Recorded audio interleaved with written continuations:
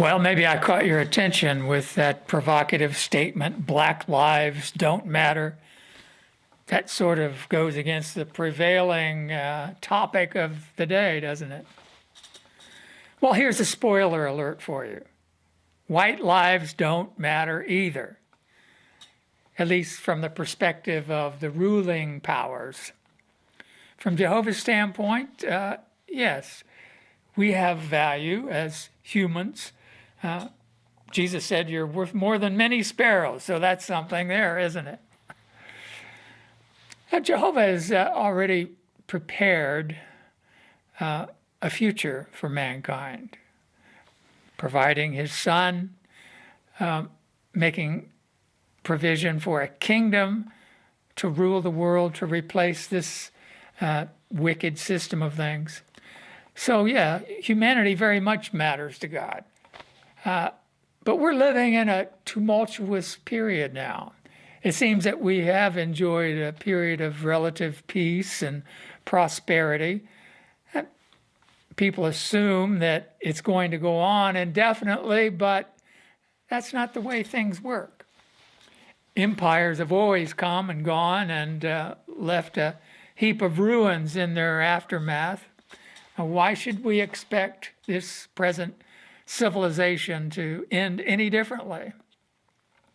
And especially when we factor in the incoming kingdom of Christ, who is going to see to it that this old system is done away with.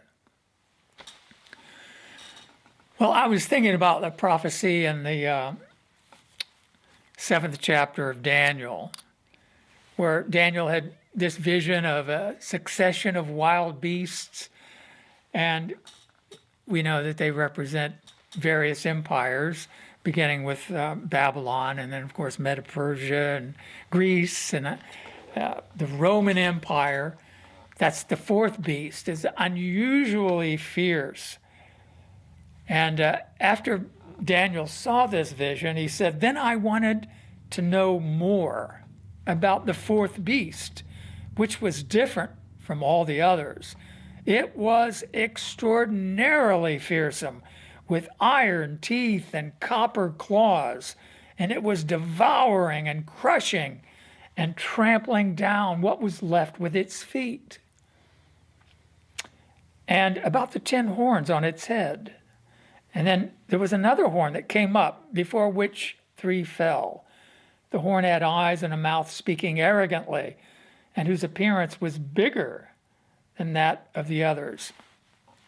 And he says, I kept watching as that horn made war on the holy ones, and it was prevailing against them until the Ancient of Days came, and judgment was rendered in favor of the holy ones of the Supreme One, and the appointed time arrived for the holy ones to take possession of the kingdom.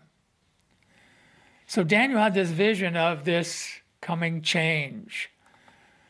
What a contrast, this fearsome, ferocious wild beast, crushing, devouring, treading down, and God gives the kingdom to the holy ones who are in union with Christ Jesus.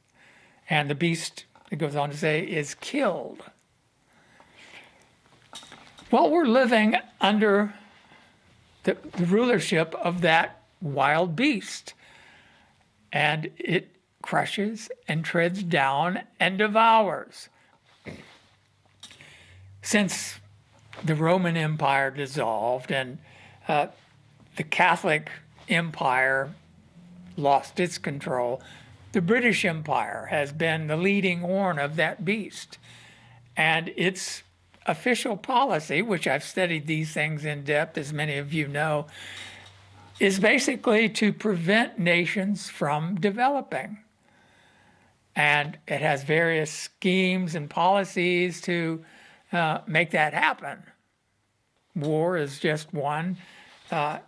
Economic plundering is probably their preferred method. But going back to kind of give us a broader historical perspective, going back to the establishment of the 13 colonies of America, they were British subjects until a revolution took place. And the 13 colonies established themselves as an independent nation. Well, a war ensued, the Revolutionary War, and then another war in 1812. But when the British and other European colonial powers as well, the French primarily, the Dutch had some interest in the New World, and of course the Spanish on the West. But they brought with them a system of slavery. And because there weren't any machines really to speak of, you couldn't manage a large farm, or what they call a plantation, without some sort of slave labor. And that's always been the case. I mean, all of these empires used slavery. The Israelites were slaves in Egypt, right? On and on. The slaves outnumbered free people in the Roman Empire. You know, and it's interesting, people think of Christianity as being antithetical to slavery, but that's really not the case. The Apostle Paul, in several of his letters, told slaves to be in subjection to their owners, even if they're hard to please. And he said something very profound, because he told them that they were the Lord's freed men. So they're free spiritually, they're only slaves in a physical, literal sense. That may not seem as much comfort, but the point is that Christianity was not intended to overthrow this present beastly system. Not yet. Not until the holy ones get control. Then everything goes. But slavery today is more prevalent than ever. It takes another form. People working in sweatshops or for minimum wage, you know, they are enslaved economically. And, you know, that's just a fact. That's part of the, you know, Donald Trump says he wants to make America great again and bring jobs back. And people get this idea that, you know, China stole America's jobs. Well, that's ridiculous. It was companies in the United States that exported their jobs. They closed up factories in the United States to exploit cheap labor. And that's not going to change. Not until the big change, right? But no, the slavery was part of the life in early America. And it was, you know, there were people that realized that it was unchristian to enslave somebody and treat them as subhuman, as an animal. And there were a lot of people that were very sympathetic. And, you know, this abolitionist movement arose, both in England and in the United States. Anyway, it reached the point where there was this civil war. And most people don't realize it, but the British were supporting the slaveholders of the Confederacy. And in fact, some would say that they pushed the issue to the point where there was a civil war, because that was the empire's intention to divide and conquer, to reacquire their wayward colonies. But Lincoln prevailed. And what people don't appreciate is that there are really two systems of economy. This truck going by. The British system, that colonial system, the free trade system, they call it now, but it was the promoter of slavery, exploiting cheap labor to make profits elsewhere. And then there came into existence the American system.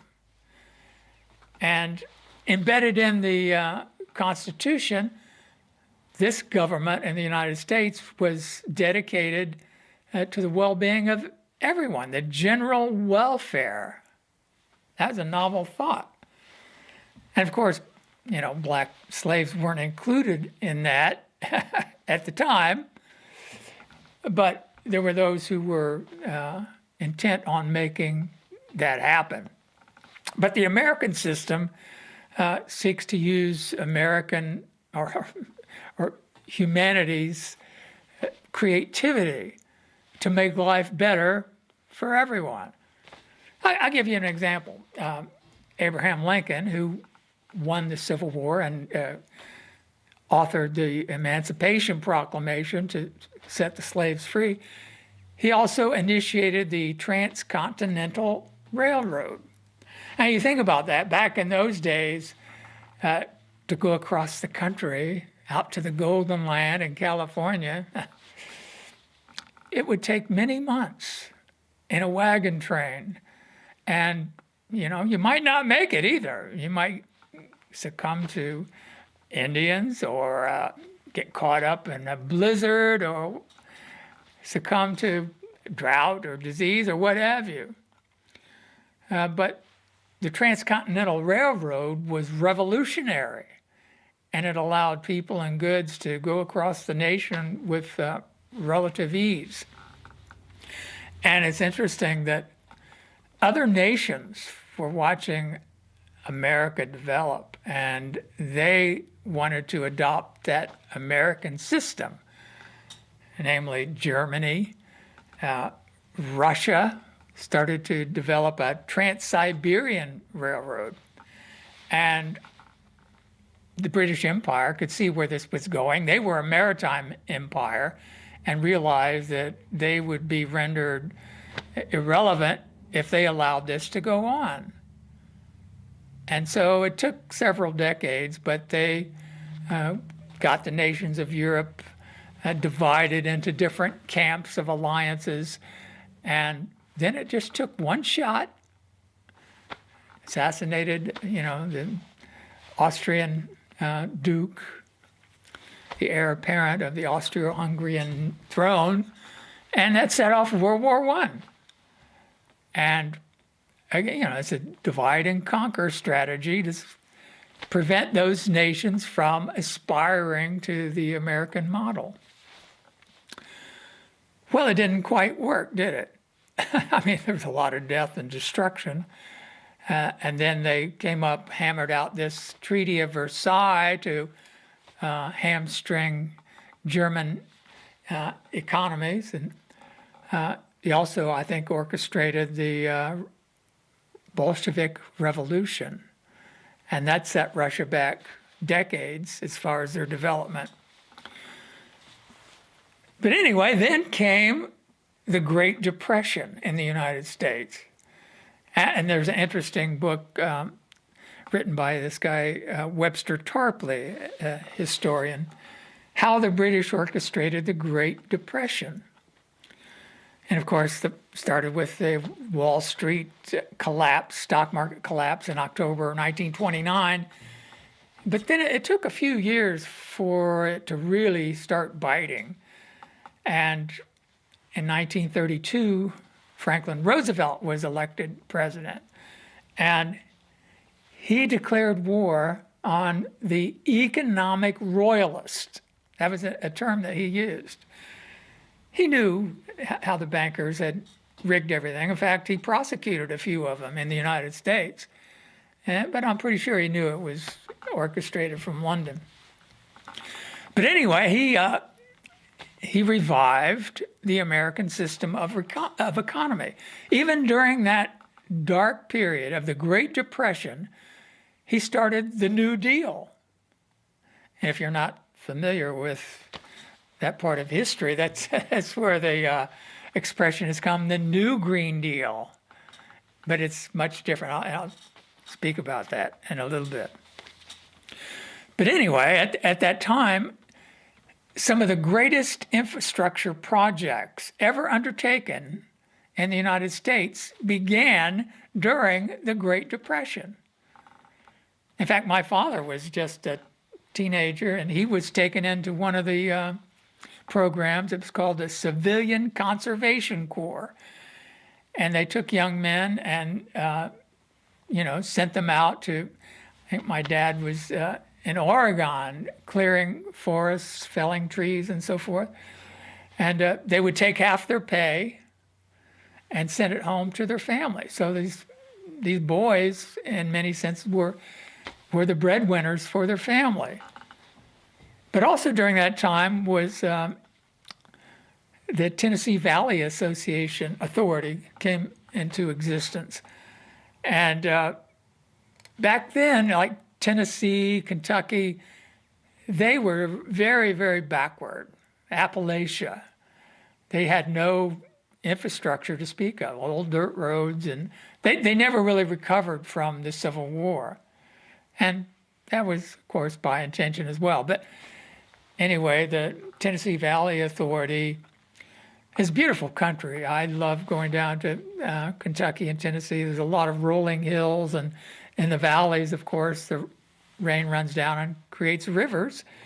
So it was an easy thing to dam up those rivers, cut down all the trees on the little rolling mountains, create a dam and fill it up with water. And they created electricity, hydroelectric electricity in the dams. And so all those backward Appalachian nations got electricity for the first time. And that's a big deal. Going from candlelight and lanterns, and now you can use electricity to run farm processing equipment and factories and all of that. So that was just one example of the American system as opposed to this beastly system crushing and treading down. This American system has the potential to uplift and empower, right? Another example, John Kennedy, was aware of how you could use the government by extending credit for great projects. They call them science driver projects. And his big project was going to the moon. He gave that speech in Houston, we want to go to the moon, not because it's easy, but because it's hard. And he knew that science would rise to the occasion. If it was presented with a challenge, a problem, and you unleash trained engineers and scientists, they will find a solution. And they did. A lot of people, I have to believe that the empire has, injected this idea that men never went to the moon. It was all a big Hollywood stunt. They want to denigrate that human achievement because they want people to think of themselves as beasts and cattle who are nothing more than serfs. That's right. They want to go back to the good old days of the feudal system. And I think they will at some point. But men went to the moon. There are tens of thousands of scientists and engineers that worked in Houston, down in Clear Lake, who were part of that Apollo project. But just for an example, people say, oh, what a waste of money, going to the moon. Big deal. What did you do? Well, a lot of things were invented in order to achieve that end. That's what we call a science driver project. So, for example, IBM, developed this first computer, and it used vacuum tubes, such as in the original radios and TVs and that. And the first computer was like as big as a house. And it had less computing power than, your iPhone right now. So, but they realized they needed a computer on board a spaceship to go to the moon. How do we shrink this humongous computer down? And scientists and engineers found a way. And that's why you're watching this video, for example. The personal computers were a spin-off of that science driver project. They developed microchips and were able to put a small compact computer on board the spacecraft. So anyway, it's a fascinating history of this war between the British system and the American system. And the British have tried to throttle this American idea to destroy it from within. I think probably their biggest accomplishment, if you call it that. Of course, Kennedy was assassinated. He was inspiring people.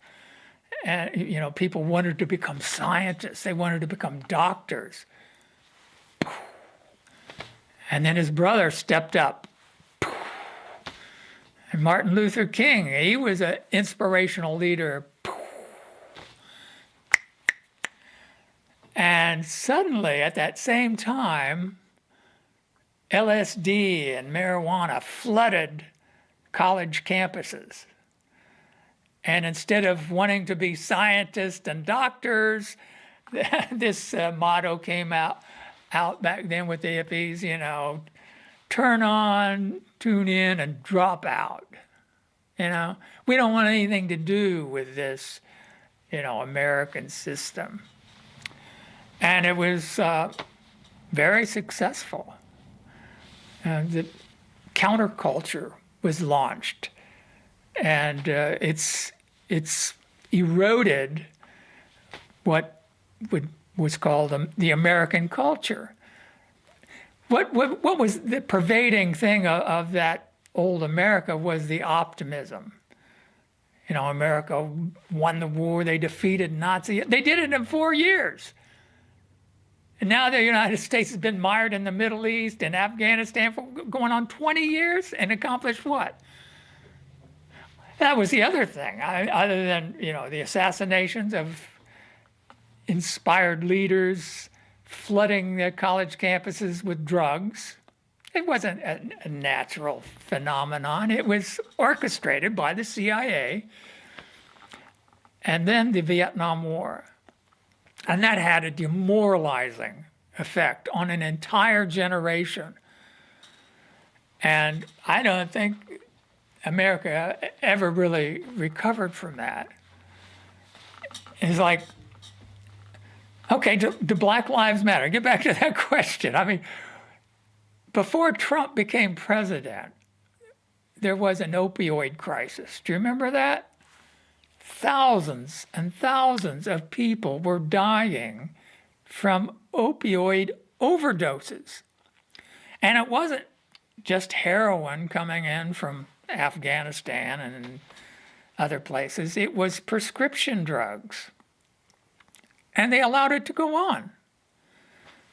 But I know for a fact when President Trump took over, he started prosecuting pharmacists and doctors. Some of them went to jail. In fact, there's a little small town a few miles from where I live, a little old town pharmacy. The owner went to prison, I think 5 or 6 years for unauthorized opioid prescription. So that was a form of genocide. Did anybody really care? It wasn't just black people being affected. So no, from the standpoint of the empire, black lives, white lives, it doesn't matter. There's too many people, according to them, too many people on the planet. Some of you've got to go. And that's what the New Green Deal is about. It's a cynical takeoff on Roosevelt. I mean, Roosevelt saved the United States, and he's never been forgiven for that. He set up Social Security, right? He set up the FDIC, so if the banks fail, you don't lose your savings. I mean, people just take those things for granted. But now the New Green Deal was authored by the banks. It was, in fact, promoted by the head of the Bank of England. And now all the big banks have all signed on that they're not going to loan money to any company that produces polluting products. Well, you might say, oh, that's a good deal. We don't want to pollute the environment. Well, what about a farm tractor? Big 100-horse diesel belching black smoke into the air? That ain't good. Well, it produces food, doesn't it? Combines and all kinds of equipment use diesel power. And they put out some greenhouse gases, but they also feed the planet. So if they defund companies that produce equipment that produces food, what do you think is going to happen? Well, it's just like, it's insane. Minneapolis has voted to do away with the police department. What do you think is going to happen? Are people that stupid? Or do they want to, sign on to anarchy and just let nature take its course, go back to caveman days and, if people were really serious about green, they would go with nuclear power. We want to get rid of coal-fired power plants. Well, that would be a good idea because not only do they pollute, they're not really very efficient. I saw the numbers some years ago, and I don't remember exactly, but 1 pound of uranium in a fission reactor produces more energy than like 1 million tons of coal. I mean, it is staggering. But no, we can't. And of course, atomic energy doesn't produce any greenhouse gases. But when the United States produced the last nuclear reactor, it was a long time ago, maybe before you were born. It was back in the 70s. They had this little scare, the 3 Mile Island, a nuclear reactor released some radioactive steam. And everybody went nuts, we can't have this. Well, how many oil refineries explode and kill dozens of people? And it's ridiculous. Oh, then you had Chernobyl. And that was an antiquated reactor that should have been mothballed. And then you have Fukushima, which should not have been built at water level with their backup generators on the ground floor. I mean, there's a lot of mistakes there. But even now, fission reactors are antiquated. The new technology is fusion, not splitting the atom, fusing them together, and it produces more energy and cleaner. And other nations are going that way. In fact, China is developing. They've taken the American system, but even though they're communist. They sent an unmanned spacecraft to the moon about 18 months ago, to the dark side of the moon. Never been done before. Required an extra satellite in order to bounce the radio waves to it to communicate on the dark side of the moon. Why did they go there? To explore the feasibility of mining helium-3, which is an element used in fusion. And there's much more of it on the dark side of the moon because there's no atmosphere. And anyway, so they're going ahead with that. If you were really serious, I mean, if solar panels and windmills, well, the Dutch invented the windmill, didn't they? I mean, 500 years ago. And you want to go back to that technology to turn a little turbine? Yeah. It is a way to get rid of a few billion people. That's the policy with this, it's the intention of this new Green Deal. We'll just stop the ability of humankind to feed themselves, and we'll get rid of them. So, do Black Lives Matter? No. and neither do white lives. And that's why we need Jehovah's kingdom. It's going to come down to, we're going to be, well, in Habakkuk, it says the Chaldean, he scoops the nations up like fishes in a net and dines upon them. So Satan is going to take it all the way to the brink. Nuclear war. If I can't rule the world, there ain't going to be nothing left. And that's where we're going with it. But we know who wins in the end, don't we? Yeah? I hope Google doesn't take down my YouTube video. Black lives don't matter. Okay, thanks for watching.